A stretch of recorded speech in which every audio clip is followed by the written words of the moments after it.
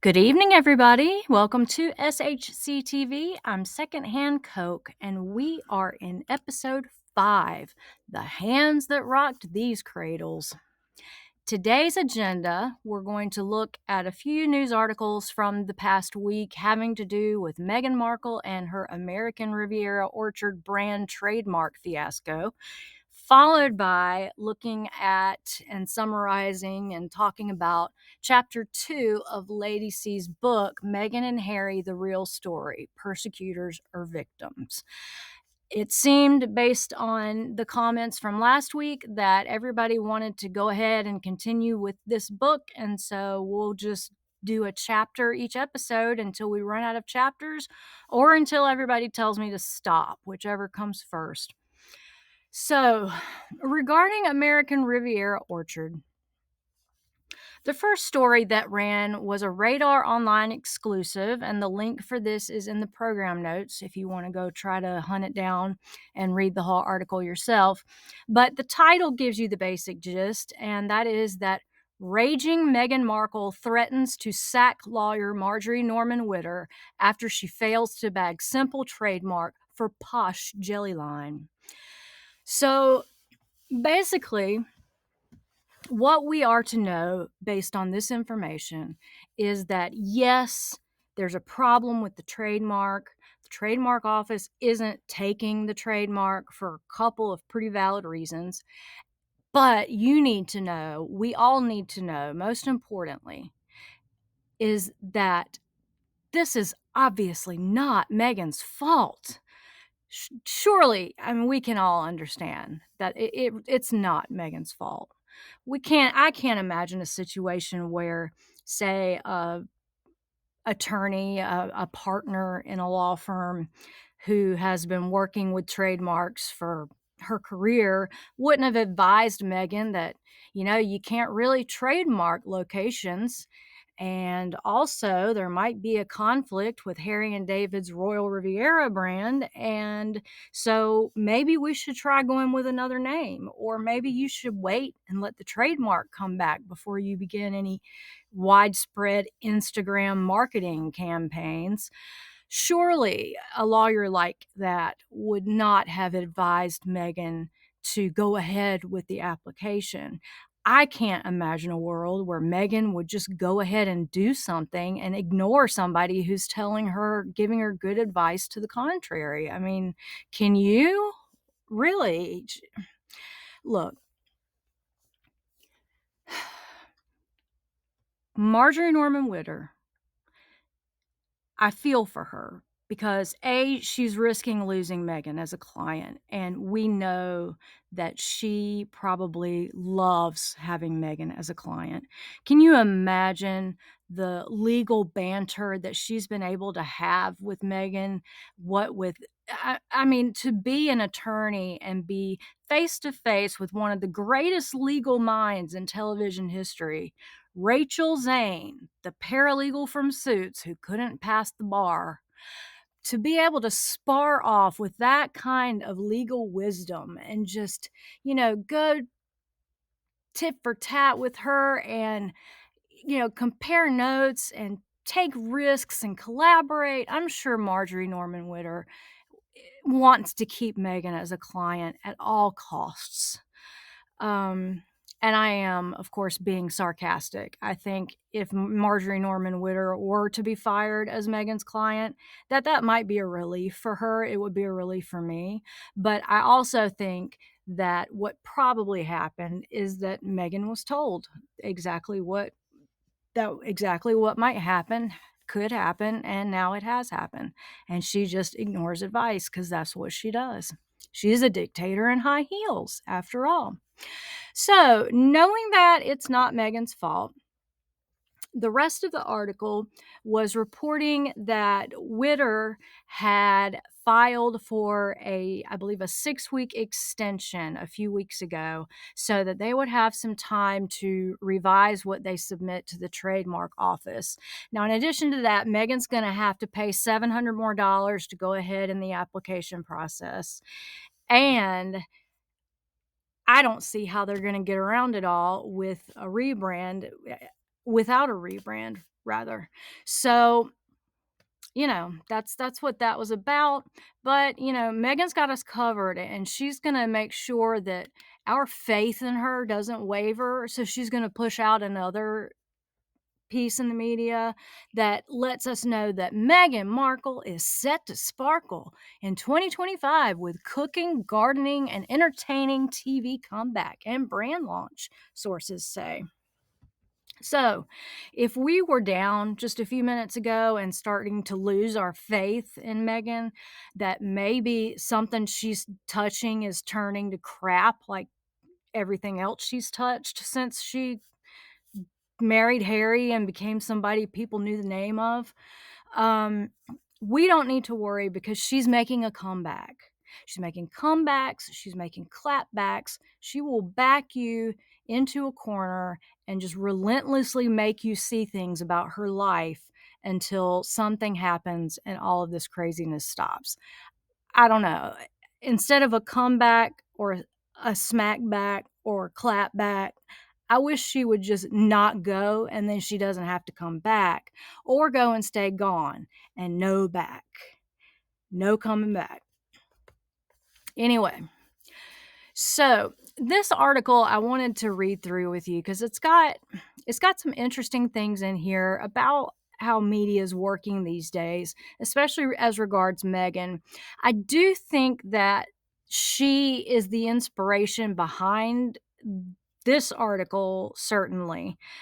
The one about the attorney, I think probably she was the originator of too, but what I like now is that with the media, the gloves seem to be off and they're making snide little digs at her in the titles, like calling her ARO, Home Goods Marketing Empire, and say it's what did he say it was?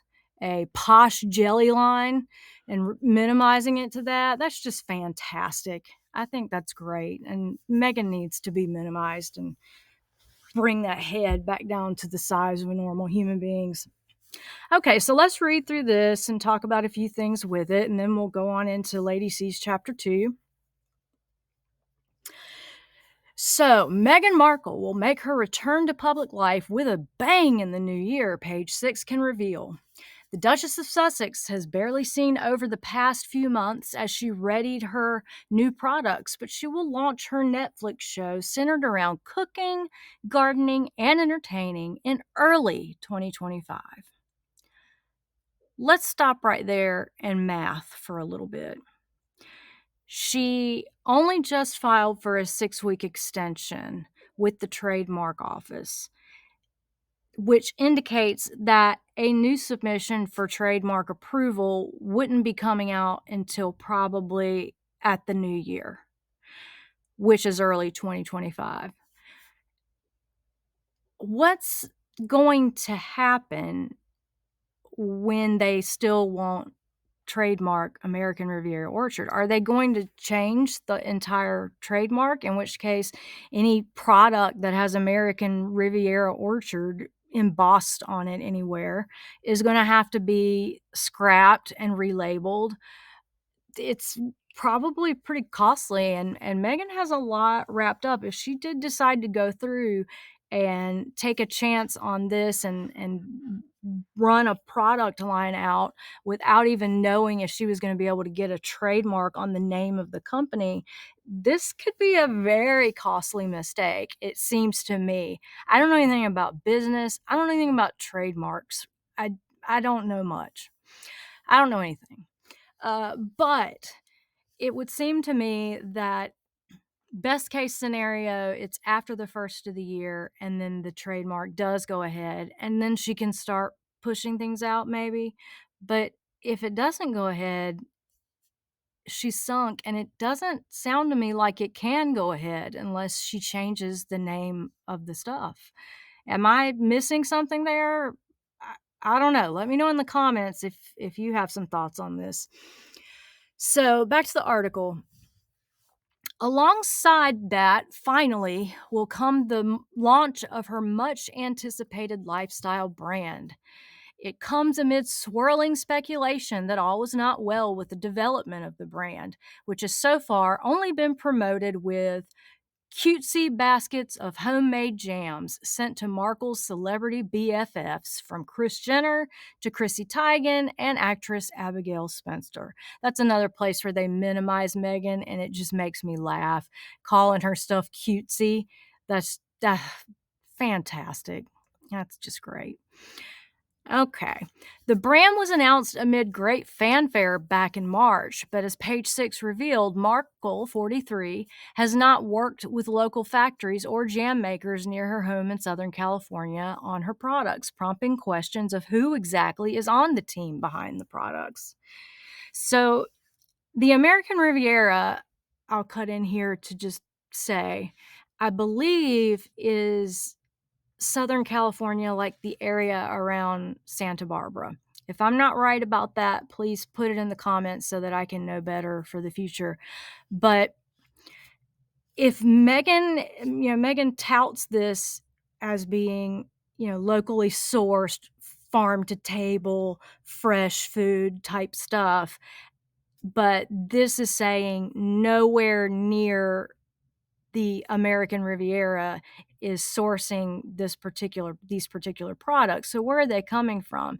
And is the title or the trademark or the title of the company, American Riviera Orchard, is that in itself something deceptive? Is she saying it's coming from an area that it's not actually coming from? It's a question. Okay. As far as Meghan being quiet, she's been in the background working on her entrepreneurial efforts, said an industry insider.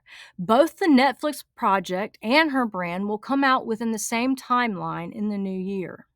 It's going to be a good year for Meghan specifically. She spent the majority of the year doing work behind the scenes to launch a project in the first few months of 2025.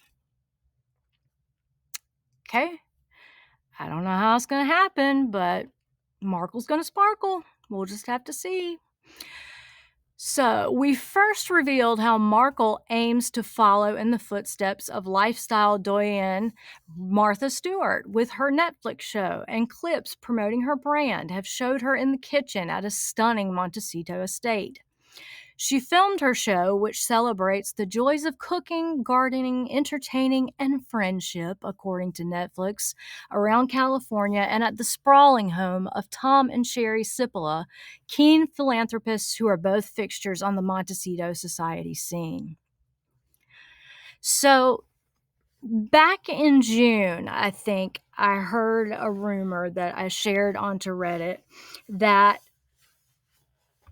that seems to be turning out to be right here, that the cooking show was basically a glorified infomercial for ARO that she wanted to run on Netflix, and that the plan was for the product to launch in August, and she had the idea, or somebody had the idea, and off it went, that people would just post pictures on Instagram of these jelly baskets, and it was supposed to get us all just whipped up into this frenzy of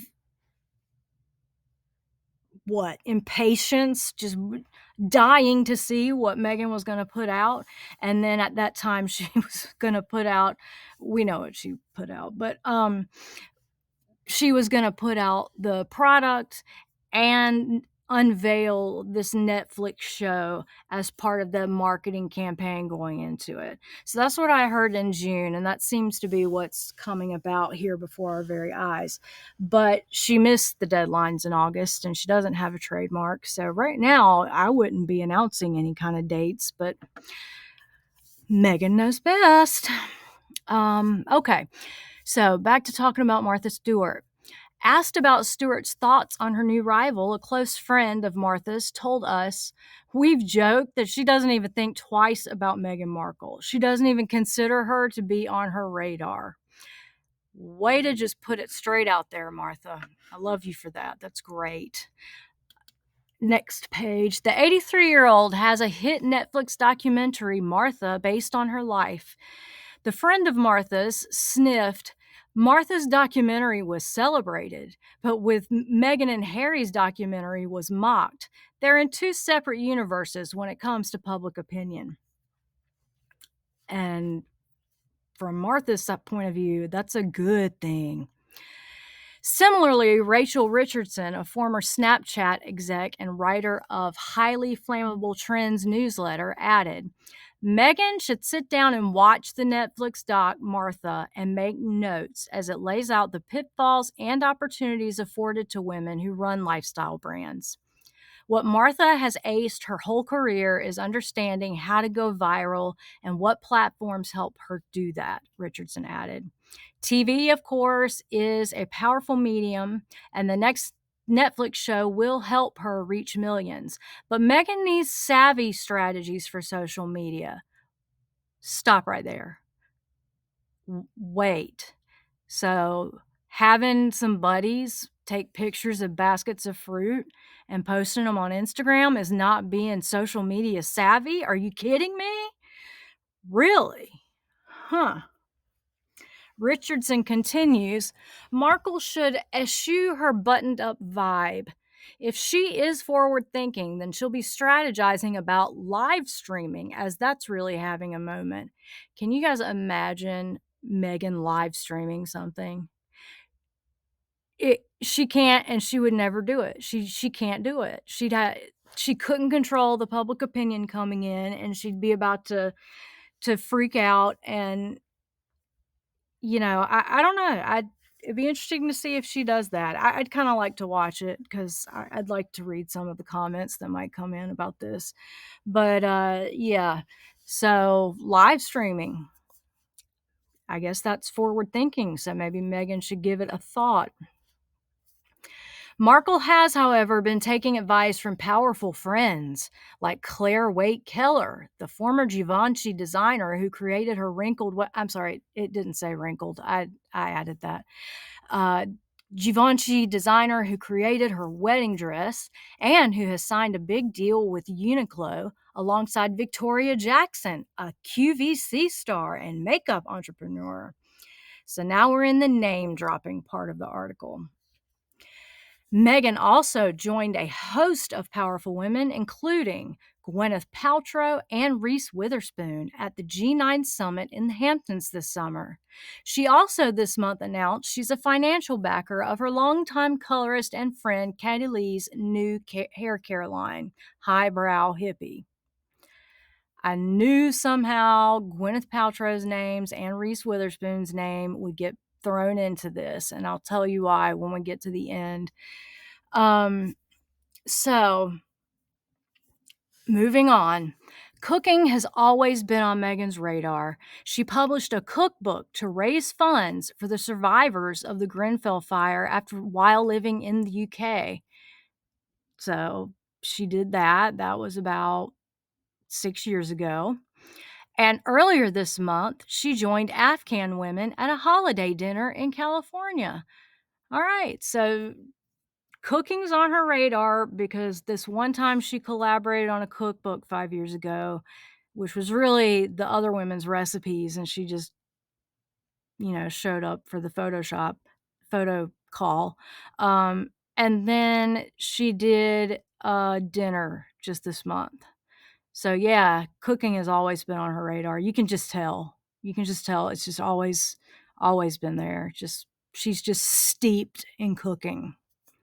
Anyway, last year, she and Prince Harry founded the Welcome Project through Archwell to support women-led programming for recently resettled Afghan women to help build more inclusive and connected communities.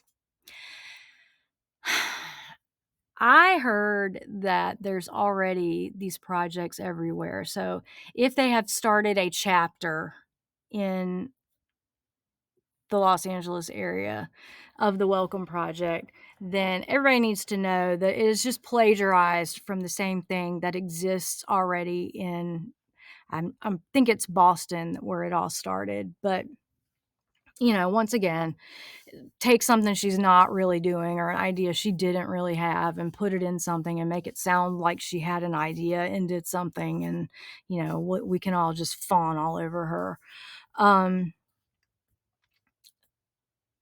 Now, moving forward, the holidays come up and have already begun in many regards. It brings up so much emotion for people, Meghan told the group. Oh, that's pretty profound, Meg. Thanks. Thanks for that. The holidays come up and have already begun in many regards. It brings up so much emotion for people. Okay. Yeah. All right. Meghan told the group, as Marie Claire reported, "You miss home, you miss your country, and can also find comfort in the new community that you have here." Is she talking about the women or is she talking about Harry? Because it sounds to me like he ought to be given some support through the Welcome Project. Because I don't know. I'm just saying. She added, "I'm grateful that we are able to be a part of that community." But despite everything, Markle's brand has suffered some trademark snafus. In documents seen by Page Six, the Duchess's legal team earlier this month asked the U.S. Patent and Trademark Office, USPTO, for extra time to launch American Riviera Orchard. They have requested a 3-month extension in her attempt to secure a trademark for the yet-to-be-released brand. If they do miss the next deadline, Markle will be forced to kickstart the application process from scratch. The former Suits actress's extension request comes just 1 month after luxury food and gift retailer called Harry and David claimed the name is too similar to its Royal Riviera product line. The U.S. Patent and Trademark Office received a protest filing on October 31st. The company's Royal Riviera trademark is currently registered to the brand's pear gift baskets, which are grown in Oregon. I'm guessing they mean the pears are grown in Oregon, not the gift baskets. I'm just going to go out on a limb and believe that's what they mean by that. So, and in September, the Mom of Two's trademark application was refused by the USPTO, who warned that businesses cannot trademark geographical locations. Markle was given 3 months to address the response made by the USPTO, prompting her to now request an extension so that she has 3 additional months to consider what she's going to do. And again, I don't know. It seems to me like she's going to have to relabel. She's going to have to go from the starting board and maybe get a name that people can say, and I don't know, kick this off correctly this time. Maybe don't print out a bunch of products with a logo on it when you can't get a patent, or not a patent, but a trademark for the logo. That just seems kind of obvious to me. I'm not an entrepreneur by any means, but whatever. Meghan was also told to pay an additional $700 to move forward with the trademark filing. A Sussex source this week told us all that this was routine and expected when filing for trademarks, and they would be responding in due course. Yeah, okay. We will see Markle next week as she celebrates friend Tyler Perry, the godfather of her daughter Princess Lilibet, at the Paley Honors Fall Gala event on Wednesday at the Beverly Wilshire Hotel in Beverly Hills. So we can look forward to that, making an appearance with Tyler Perry again, see what happens there, see what kind of hideous outfit she can throw together. Hopefully it's not that red dress again, because once was a gracious plenty for that. Looked like a bathing suit and an apron bred, like they met and got married and had a child. That's what it looked like to me. Anyway, that same day, Prince Harry will join Andrew Ross Sorkin for a conversation at the New York Times Dealbook Conference in New York City. As the couple haven't been seen together for a few weeks, the rumor mill has already buzzing that there could be trouble in paradise for the royals. However, another source who knows the couple, who also have a son, Prince Archie, 5, in case you didn't know, sighed. They are going to be criticized no matter what. When they're together, there's headlines that Meghan is too controlling or trying to be the star of the show.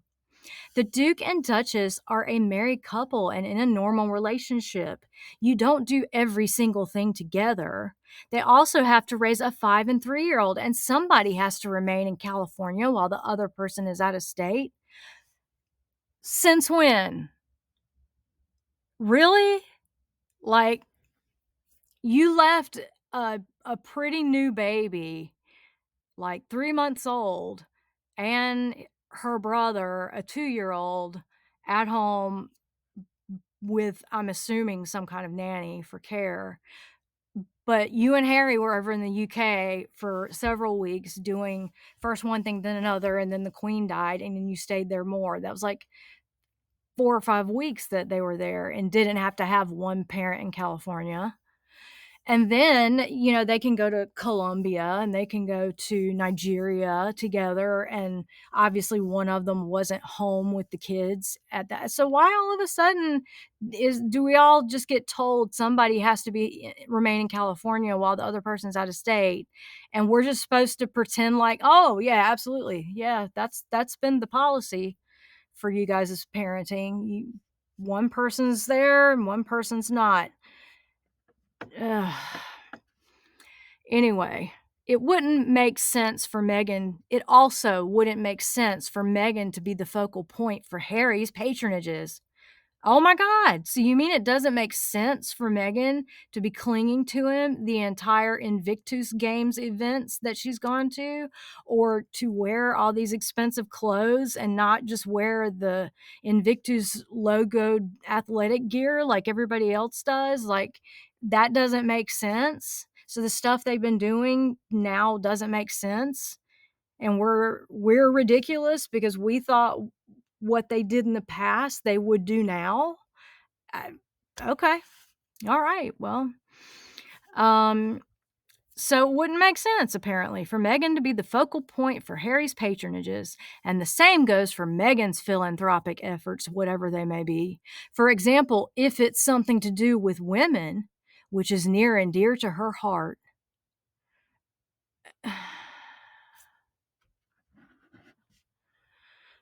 Okay, yeah.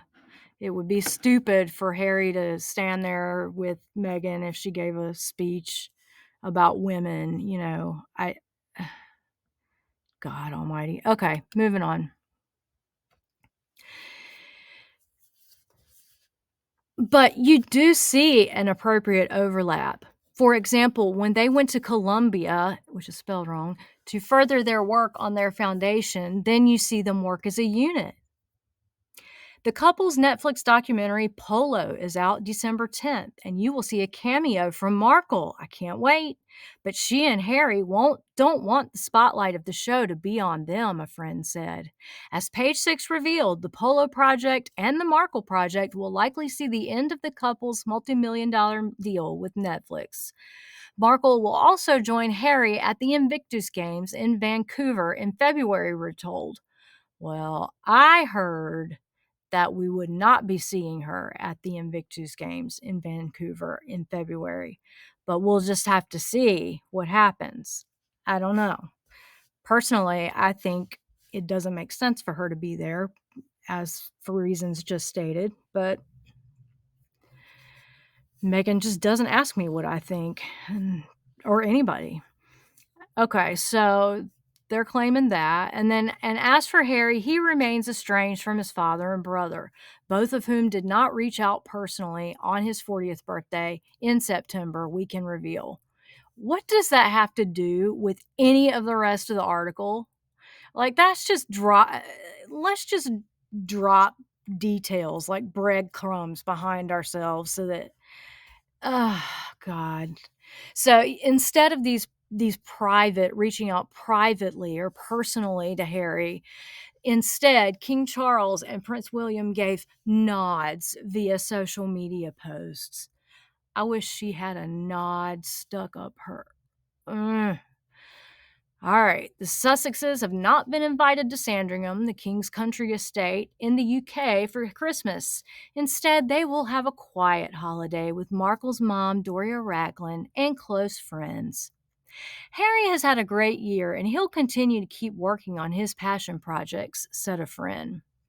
Now, notice here at the bottom it says filed under Gwyneth Paltrow, King Charles III, Martha Stewart, Netflix, Prince Harry, Prince William, Reese Witherspoon, The Date, and Meghan Markle. So all of these little name drops. I mean, you know how inessential it was for them to mention King Charles or William at all, but they tag them in there so that it connects Meghan with them still through the algorithms and the search engines and the whatever it nots, you know. So I don't know. She is apparently going to make a big sparkling comeback though, so we should all be ready for that to just reach out and grab us and make us better people. I don't know. Okay. Well, moving on. Harry and Meghan, the real story, chapter 2. Persecutors or victims. So, again, chapter 2 is a lot about the respective childhoods of Meghan and Harry. And we're going to start with Meghan, because Lady C starts with Meghan. And it talks about how her father, married Doria in the late 70s, early 80s, when it wasn't as common to see interracial couples as it would be even now. And how, he did what he could to provide for the family. And, he and Doria got along for the most part and what have you. They started out by talking about where they had lived, which was in the Woodland Hills community of California, of Los Angeles.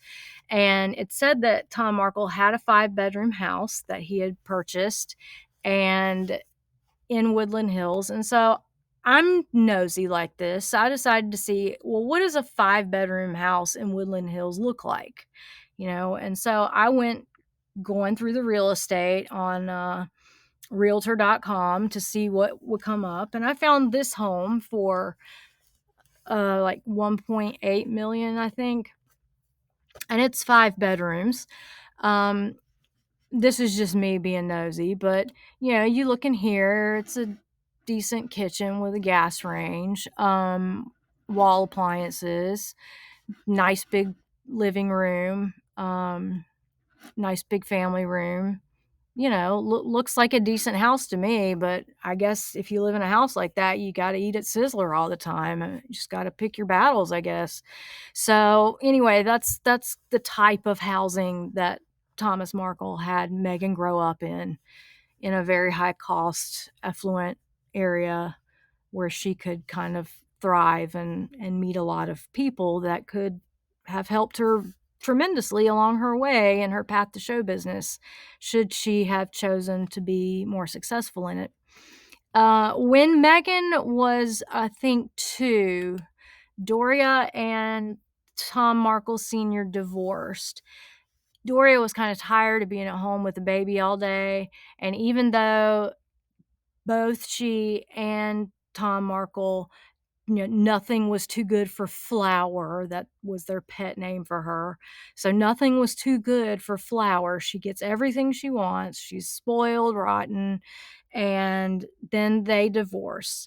And what happens is, in terms of custody, according to Meghan Markle, is that she stayed with her moms during the week and her dad's on the weekends at this point in her life. Now, Lady C points out some things that are not quite jiving with that particular report.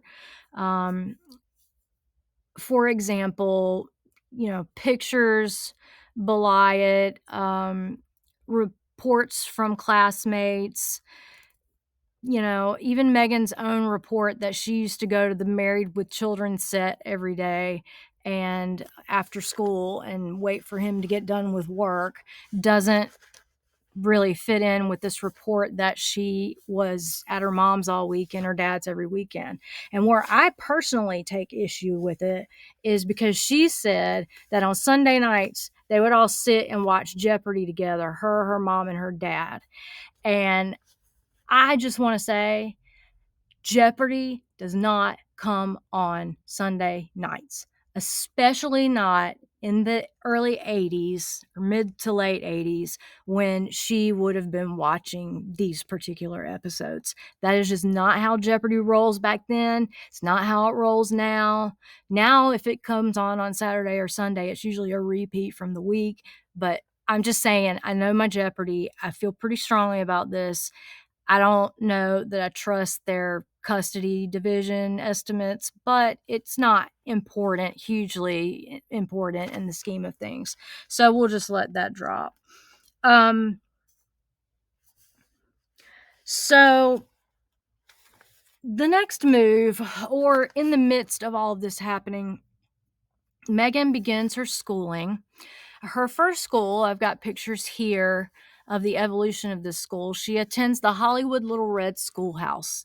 And this is kind of an institution in Hollywood where, a lot of famous celebrities will send their kids there. Johnny Depp's kids went there.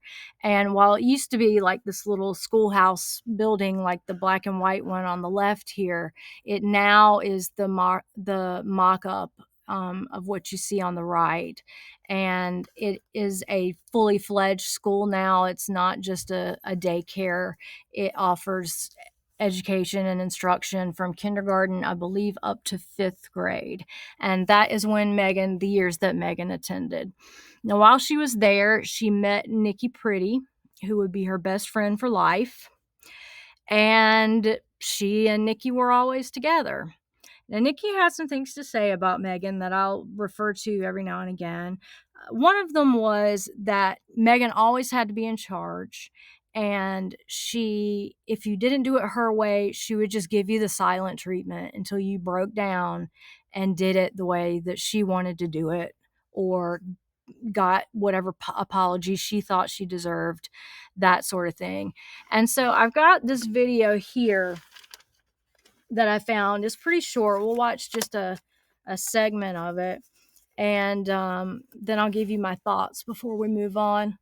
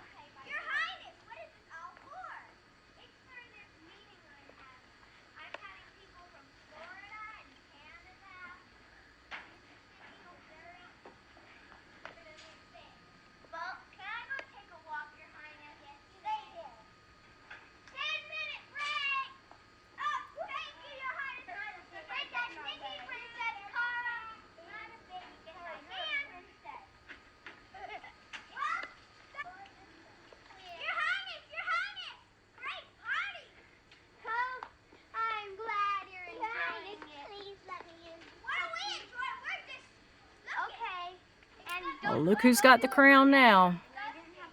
Regularly scheduled program, which is titled The Royal Highness. Take 2. Let's do it outside. Follow me, girls, for my party. Come along. Sure. Come on, Marie. Well, then you have to come now.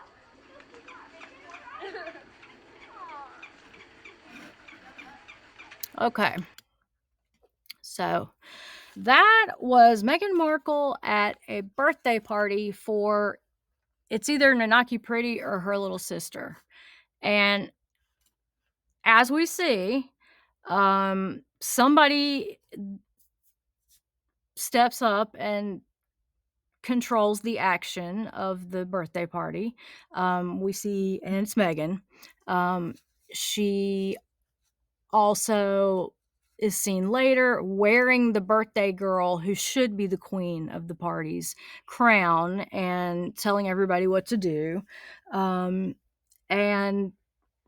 she's a little girl. I'm not gonna have a scalding opinion about children and how they behave. But I just think it's interesting. I think it shows a pattern with her behavior, where she wants to take charge and wants to do things her way, which I think we all kind of want to an extent, but we learn how to mitigate that at times, when appropriate.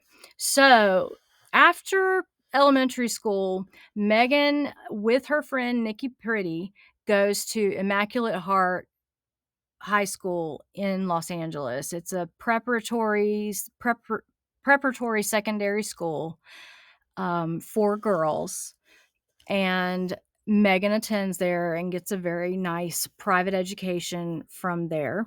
That was quite expensive. I believe Lady C says it was around, her education was roughly from $20,000 to $25,000 a year for each year that she was in school. So that's not a small amount of money. So when Meghan goes to high school, we've heard her stories about how, oh, I was the smart one. I was the one always reading a book. I was the ugly duckling. I was the one who was always doing activities during lunch because I didn't want to eat alone by myself because I was just so left out. And I was left out because I'm mixed race, even though I said nobody ever treated me like I was black at all until I went to England. But now when I look back, it was because I was mixed race.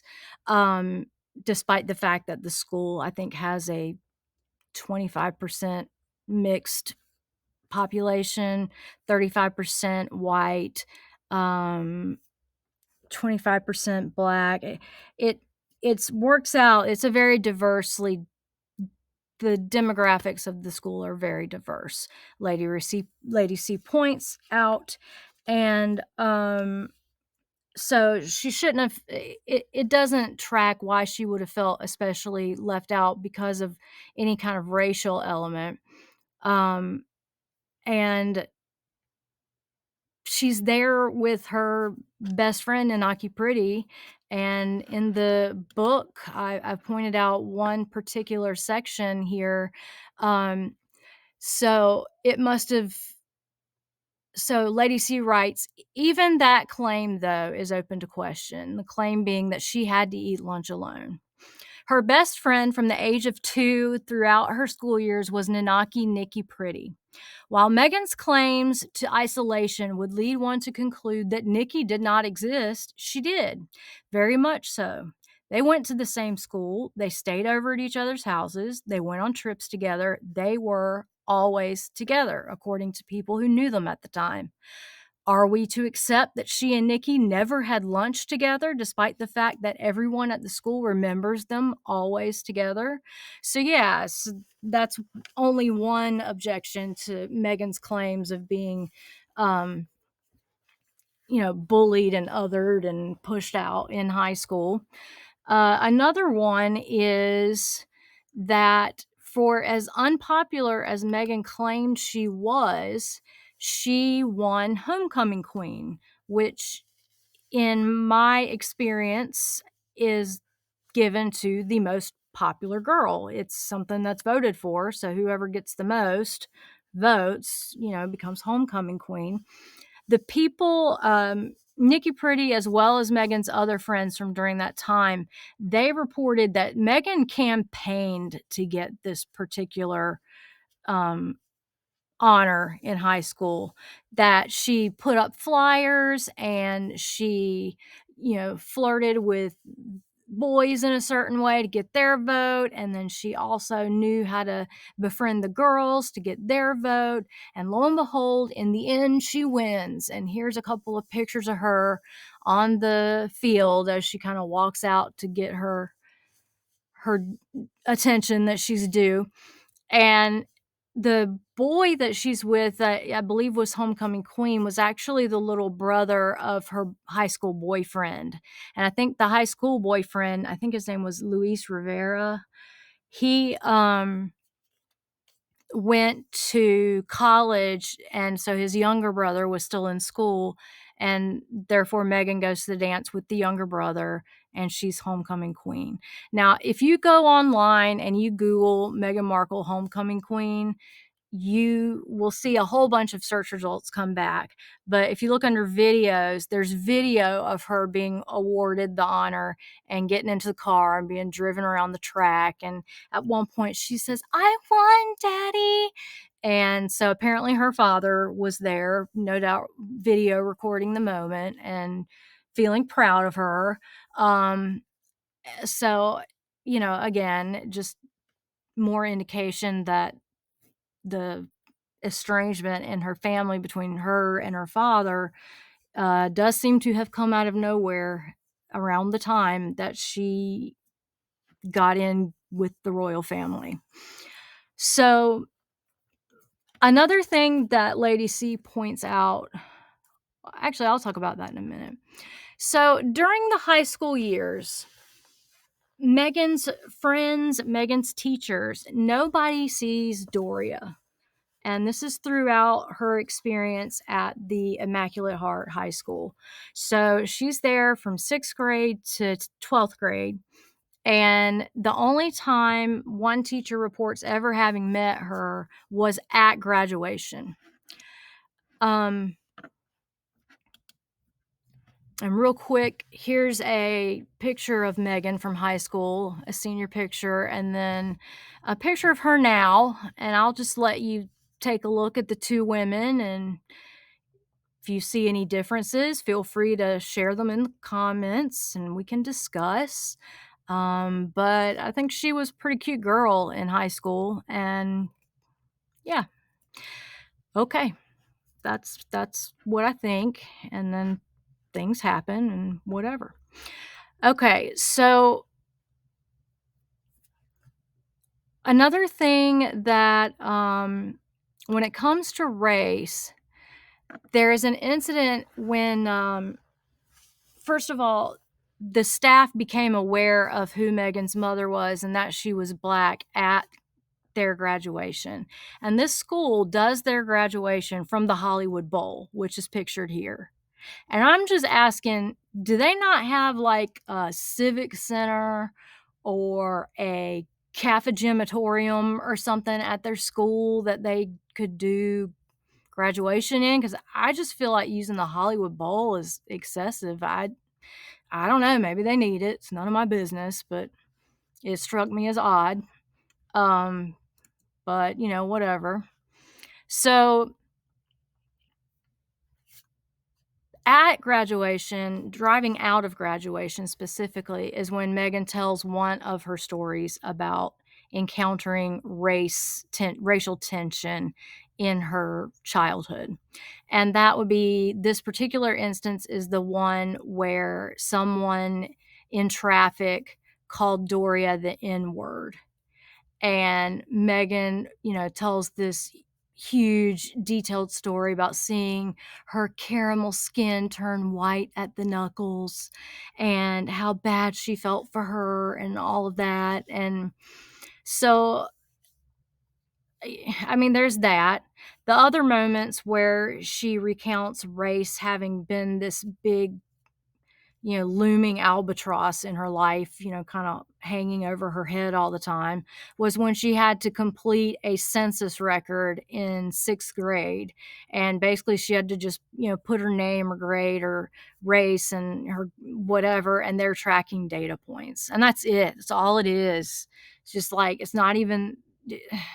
Anyway, so Meghan, of course, in the story dramatizes it to the limits and perhaps beyond the limits of a Lifetime movie, where this one event where she's staring at the boxes that say Caucasian and African American, and she just doesn't know what to pick. If she picks white, then her mother will be so hurt at being denied. And if she picks African American, then her father will feel so hurt at being denied his role in her raising her. And what on earth could she possibly do? And we know that the teacher's like, well, you look white. Why don't you put in white? And then later on, the dad says, well, you just draw your own box and check in that box. And of course, that's what Meghan does now. She just draws boxes and checks those, and then sits there and wonders why the boxes she checked weren't the ones that we were looking for to be checked. Um, so those are the big moments of racial tension. She also talked about having, had the Rodney King race riots essentially happening in her living room, which Lady C points out is not true because Thomas Markle said he had her, an hour or two away from where that was. But, if it's a story and her friends all say this, or Lady C reports several of her friends saying that knowing Meghan means to know that there are times when the story she's telling you has been tailored for some greater purpose or message, and knowing when the story is just the retelling of details that actually happened, and that knowing her is to know the difference between the two.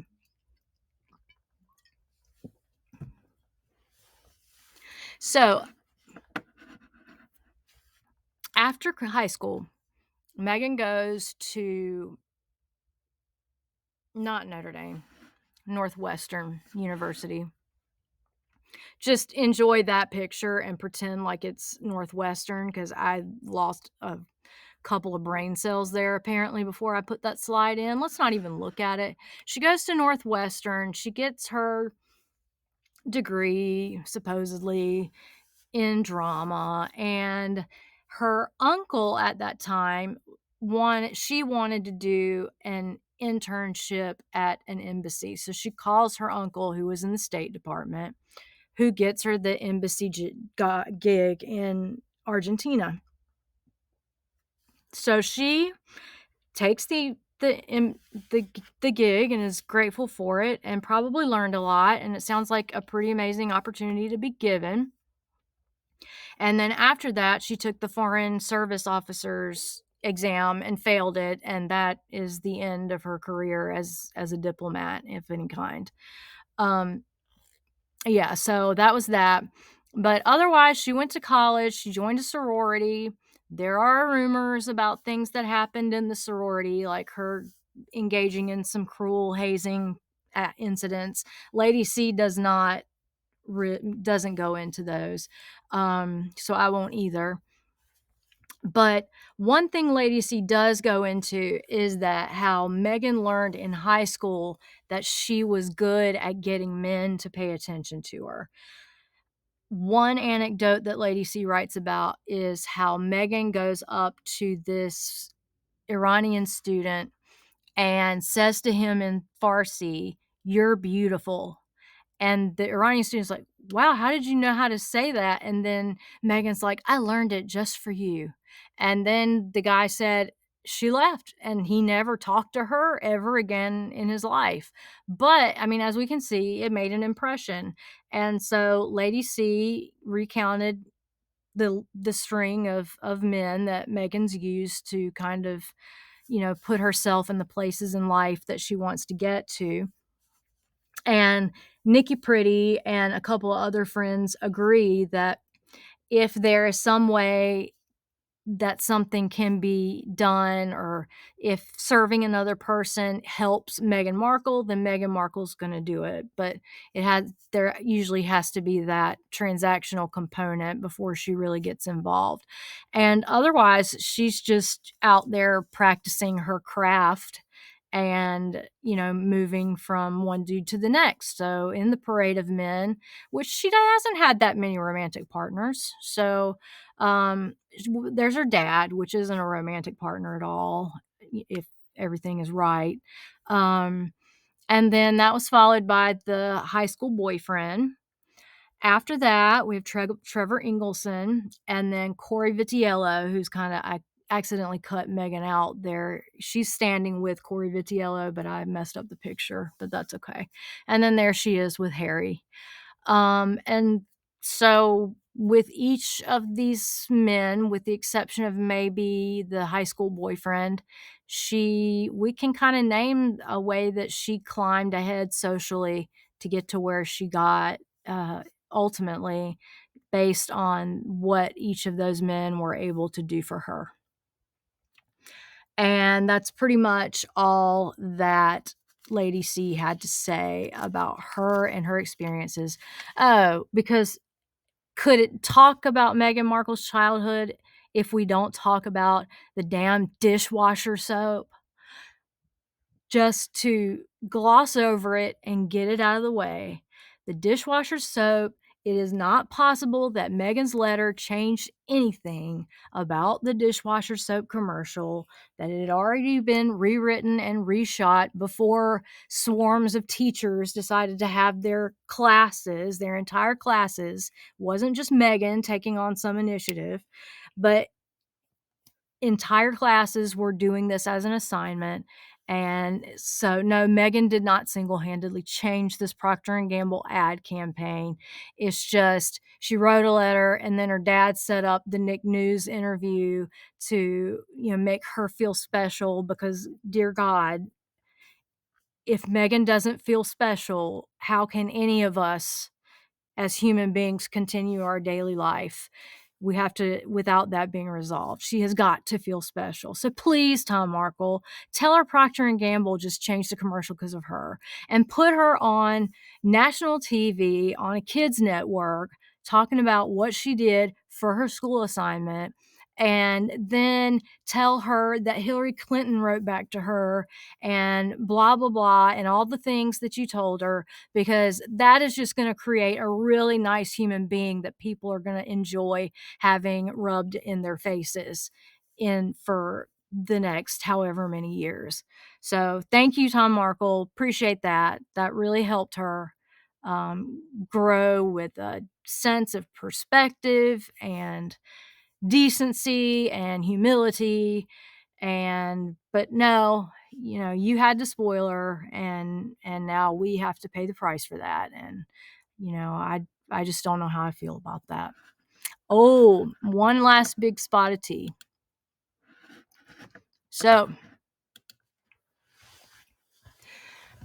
we know that during Meghan's childhood, from around sixth or seventh grade through 12th grade, so there's a good 6 or 7 years where Doria goes AWOL, and nobody remembers seeing her at school. She wasn't married to Thomas anymore, so she wasn't in his house. Meghan seems to, her stories and her pictures all suddenly seem to revolve around just her dynamics with her dad. There aren't any pictures of her like in mid-adolescence with her mother. And so the question has been for a while, where is Doria? Well, Lady C drops this in her book, and to some people, it evidently this isn't a surprise. To me, it was. I didn't know this, but she writes, there exists a record of one Doria Ragland who was sentenced for fraud in the Riverside County Court, California, case ID MS 79453DR, as well as one Doria Lois Ragland with an offender ID number of, and then it's a long offender ID number. But this author does not suggest that these individuals are the same Doria Ragland who is Meghan's mother. So that's what Lady C says. She's not saying, yes, Lois is Doria's middle name. Lady C's not saying that those things are from her mother for, I'm sure, legal reasons. And so does it look like there may have been a period of incarceration for Doria during those years? Well, if there was, that's a traumatic thing to happen to a child, particularly one going into adolescence as Meghan would have around the time that her mother kind of falls off the radar. Um, and you can see that's a loss of sorts. That would be, a lot of things, especially if people knew. It seems like nobody knew. And it seems like still nobody knows. And Lady C makes a point to say that Thomas Markle Sr. has refrained over the years from violating his ex-wife's privacy, loyally refusing to discuss Doria's absence even with his other children. So Doria went somewhere. Those records exist. We can't say those records are Doria, or at least we can't definitively say that. And that's what we're left knowing. So, yeah, that's Meghan. All right, let's move on to Harry. Before we talk about Harry, this is a picture. So, on the right, as you're looking at it, on the right, you have Prince Harry, and on the left, you have Prince Archie. And I'm sorry, but those babies look a lot alike. They look uncannily alike. And I'm just wondering, how do we feel about this with the whole surrogacy? Was she pregnant? Do the kids even real? Are they even real? That whole fiasco. Well, later on in the book, Lady C is going to go into some things having to do with that subject. My personal take is that I believe the kids are real. I believe the kids are Harry's. I am not sold 100% on her being pregnant ever or having delivered the kids. And I'm not 100% sold that she didn't deliver the kids. What I am sold on is that everything with Meghan Markle has to be such a big 3-ring circus that nobody can feel sure of anything anymore. Like, it used to be the saying, or at least here in the South, the old saying was mama's baby, daddy's maybe. But in this case, it appears to be the opposite. Like, we need Montel Williams to do a show to tell who the mother of a baby is. And I don't know. I don't know. Maybe she did it with surrogate. Maybe she didn't. I I don't know. We'll have opportunity to talk about this some more, but if you want to put into the comments, what you think about that, I'd welcome to see your take on it, because I still cannot figure it out for the life of me. So there's old baby Harry, born in September of 1984. And there's a family picture of the Waleses. Looks like William's about 3 and Harry's a newborn. And Charles and Diana, or Charles and Diana. So Harry and Meghan, one of the things they have in common is that their parents, they both come from parents with marriages that ended. So they're from divorced families. And Meghan's parents divorced around age 2, and it was fairly amicable. Harry's parents didn't divorce until Harry was, I want to say maybe 8 or 9, but they were living separately since Harry was at least 2 himself. So if they were, for all intents and purposes, divorced. Lady C says that, she and Charles, they divided households, especially after the birth of Harry. They had quite literally the heir and the spare.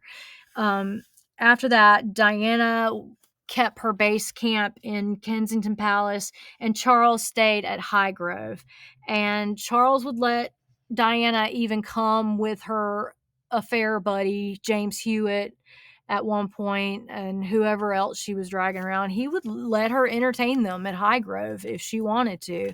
He had no issue with it. And Lady C says that if Diana was in a relationship with someone else herself, then they would be amicably separated. They wouldn't fight. They'd have a period where there was no drama, no turmoil. Everybody was fine and happy.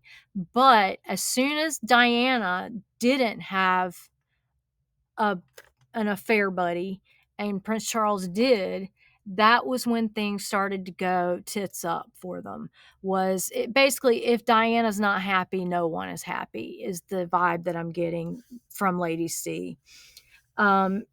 She says that Charles had to deal with full-fledged tantrums, Diana being in tears on the floor. Does that sound familiar? I don't know, but Lady C wrote a book about it, about Diana, that in which this detail I think was published in it.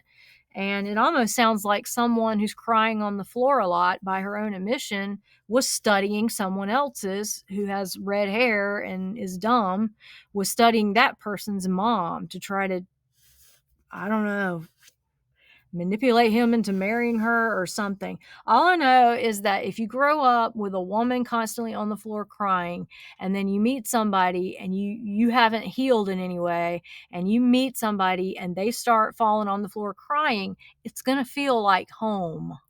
And we tend to go to relationships that feel like home. Don't take my word for it. I'm not a psychologist. I'm not anything. I'm just, I just have a couple of English degrees and watch and read things a lot. So I don't have any insight into this any more than anybody else. So Diana was the head of the household for all intents and purposes. If she was there, she would be running the show.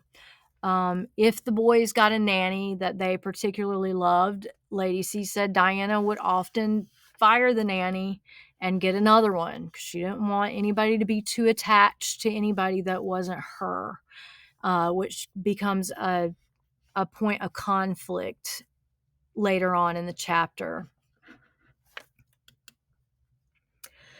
So Harry, he grows up as feeling in his brother's shadow in a way. He had what Lady C called second son syndrome. Now, this, if you look at the screen, it's probably the motto for a video that Taz did about second son syndrome. So if you want to look more into this, she's done a whole video of it. I'll have it copy pasted into the program notes so that you can take a look if you would like.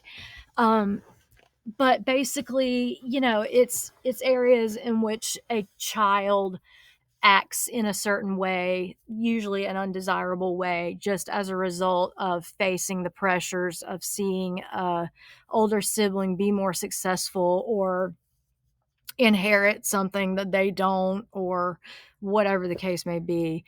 But whatever the case may be, you can be sure that Harry had second son syndrome. Also contributing to the comparisons being constantly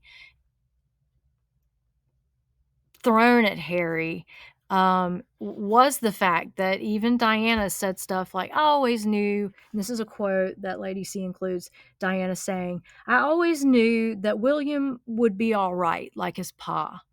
But Harry was a bit of a, quote, airhead, like she was. And so, it's hard when your mother goes on the record and calls you an airhead. I guess I'm just saying. But Lady C says, though, regardless of the two boys, growing up, that Harry was the one who was sweet and very sentimental, while William was known as Basher Will. The boys generally preferred to stay at Highgrove with Charles because there was just, they could hunt and do their outdoor stuff. But Harry was also a mama's boy. And Diana, Lady C reports that Diana would often let Harry stay home from school and watch movies with her and things like that. So he grew up kind of very sentimental, affectionate, and loving, but especially of Diana. And also, Lady C points out, and I've got some pictures here to demonstrate it, that Charles too was an affectionate and loving dad. And I think that should be said more. And I'm glad Lady C included it, because it's fair to know that he was a loving dad. He is a loving dad. And I can't tell you how many times in Spare that Prince Charles would give Harry a handwritten, really thought-felt letter about whatever was going on with him at that time, special occasions or special losses or things like that. And Harry's just like, "Why couldn't my dad hug me?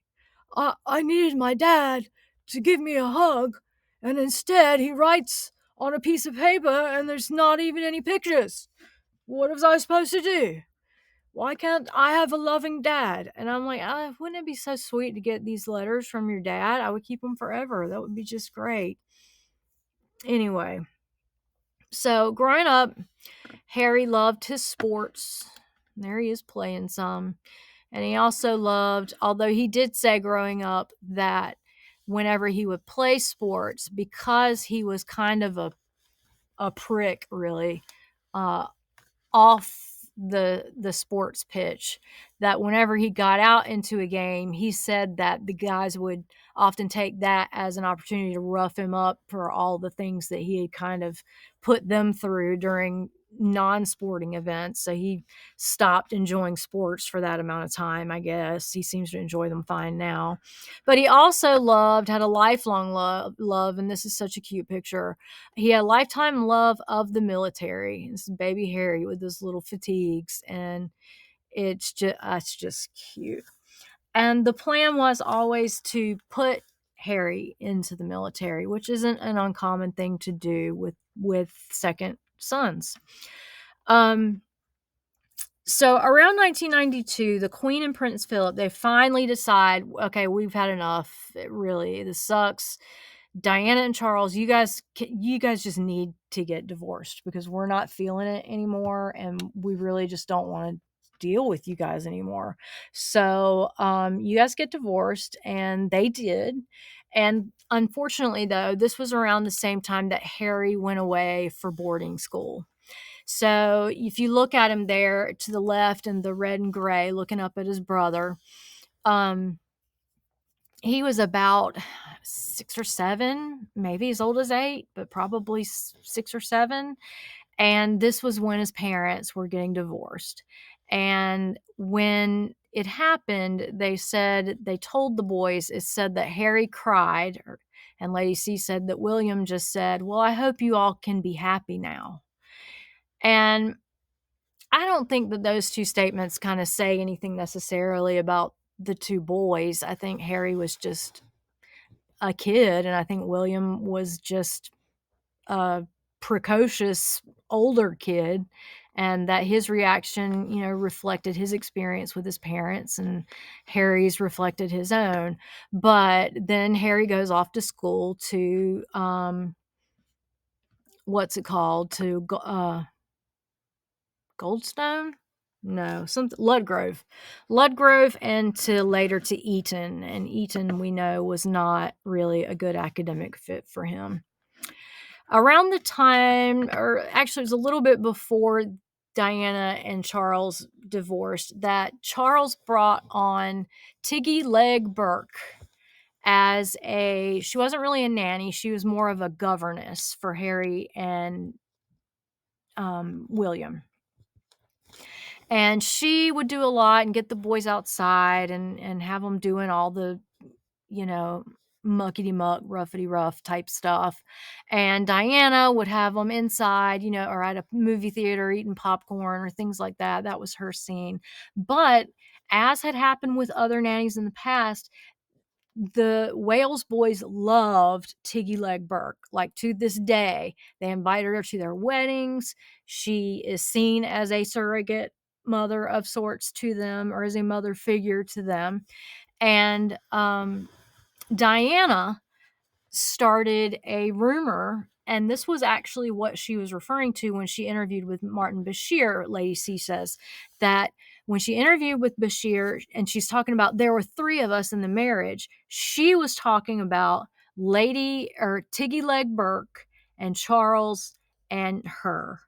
And because she wanted to say that they were having an affair, like I think there was even a rumor out that they had had an abortion of an unwanted baby or something. I mean, it got kind of ridiculous. And if that's true, what Lady C's saying, and she was there, I wasn't. I don't have any reason to disbelieve her. Then you know, it seems to be one of those times when Diana's faults were reigning over her very good side. But so that's Tiggy right there. And here she is with Harry and William, just really like standing in the waiting in with their boots. And she stayed with them, as they graduated and went into college. And then I think she kind of went on her own way. I think she got married, not to Charles, and all was well with that. But it was interesting to me, and I just wanted to point out that according to Lady C, Tiggy was the one that Diana was always trying to say was in the third person in the marriage was Charles.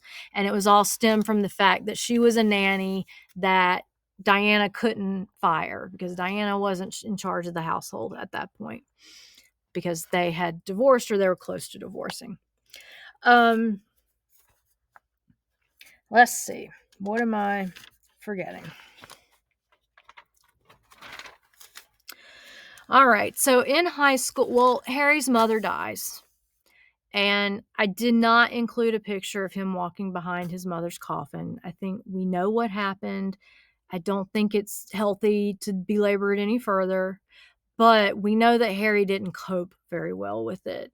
And it's around this time in what would be his mid to late teenage years that he started to build a reputation for himself as the party prince who kind of stumbles and falls down drunk and whenever he's out and is just blitzed out of his mind on something. And that also correlates with a time when Lady C says William and Harry had built a kind of a nightclub in the basement at a Highgrove that was called Club H, Club Highgrove. So, the newspapers reported that like widespread marijuana smoking and stuff was going on there. And, most of the blame got kind of heaped onto Harry. And I feel kind of sure that William partook as well to some extent. But, they're going to put that type of thing onto Harry. And if he didn't do, it's fine to get blamed for what you've done. But if he wasn't responsible for all of it, then one can see why he might start to develop a chip on his shoulder.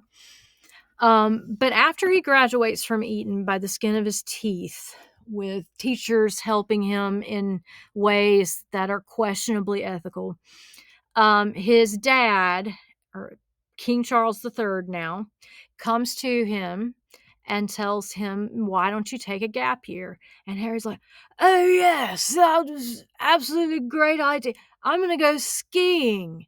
I'm going to ski for my gap year." And Charles is like, "No, you're not. You're not." So Harry goes to Australia. Oh, look, a horse with 2 asses. Look at that. Oh, no, no, no, never mind. That's just Harry riding a horse. Sorry about that. Sorry. It's just don't mind me.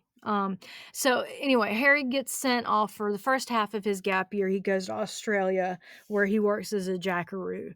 And I'm not 100% sure what a jackaroo is, but if I had to translate the Australian term into American, I would say a jackaroo is a cowboy.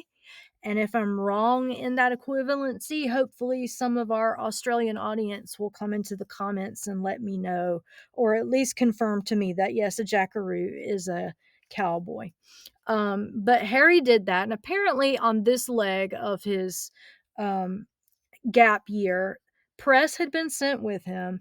And unsurprisingly, Harry behaved like a turd with the press in Australia, and nobody it seems like he had a good time there and that it was good for him, and he kind of fell under the influence of the guy that they were staying with, who kind of apprenticed him in the art of the jackaroo. And but once that stint of the trip was over, he went to Lesotho, which is a landlocked region with a devastatingly high rate of AIDS infection. Um, when Harry got there and saw that, he was devastated for the people. And he stopped acting like a turd to the media, and he got his friend Tom Bradby and arranged for there to be made a documentary with, I believe, him in it, documenting what was going on there with the AIDS crisis among the women and men and children in Lesotho. And that documentary was made to serve the Red Cross and was used to bring awareness to the cause, and also raised a few million, 2 million for the Lesotho Red Cross. So Lady C wants people to know, it would seem, based on the way she talks about Harry, that the hero Harry myth isn't totally a myth, that she has found in knowing and watching Harry grow his whole life, that Harry has a heart and Harry is capable of caring about others. Um, Whether Meghan is, I don't know. But there is, or there was, something good happening in Harry at that point in his life as he was maturing. Um, doesn't undo the stupid, awful things that he's done, but he seemed to be coming into his own during this period in time. And also during this period in time, Charles and Camilla get married. And you can see that you've got Charles and his sons and Camilla and her children, and they're all in the picture and they all look happy. And at that point, nobody had any issue with Camilla.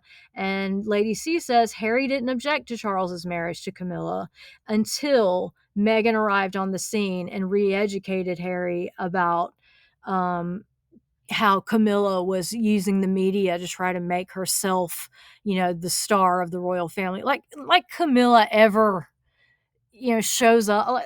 If she's doing that, she's not doing a very good job at it, because she just makes herself look like somebody who can't be bothered with it. I mean, I anyway. So there was that marriage, and Harry goes into the military where he finds some fulfillment and where he could kind of, shine as a, if not a full-fledged soldier, as a symbol of the military branches for people to kind of be aware of those causes. And those are causes that Harry championed and did a good job with until such time as he got a new PR person named Meghan Markle. And there he is, the what is it? Master of aviation himself. He's in a helicopter, he's in the military, and Lady C leads off with him by saying he finally kind of come into himself, but it would only last for a few years, until the two of them meet. And then I think that's what is going to go down for chapter 3, which we will do in our next video. And that is all I have for you today. So today's episode was brought to you by our guest pet, Asher. If you would like for your pet to appear as a guest pet on SHCTV, you can send a picture to me. For right now, DM it to me through Reddit. I haven't set up my email or what I'm going to do with social media. I've tried to stay away from Instagram and Twitter and whatnot, but I may end up embracing it for the sake of this channel. Please like, subscribe, share, talk about the channel as you've been doing. You guys have been a great bunch of subscribers, and I'm really looking forward to what all we're going to get in together as I get better at getting projects together and start working faster and can achieve more, and we get, more content out. I do hope to have something out before the end of this week. So as soon as I stop this, I'm gonna start working on the next thing and try to, up how much I'm able to write and put together and then load up onto YouTube each week so that you don't have to wait so long between posts. Um, so yeah, if you have any pet pics that you want me to include, then just DM me them through Reddit for right now, and I will have further instructions for other ways to get them to me maybe next time. And there have been a few instances where people ask me questions on Reddit or in the comments or something.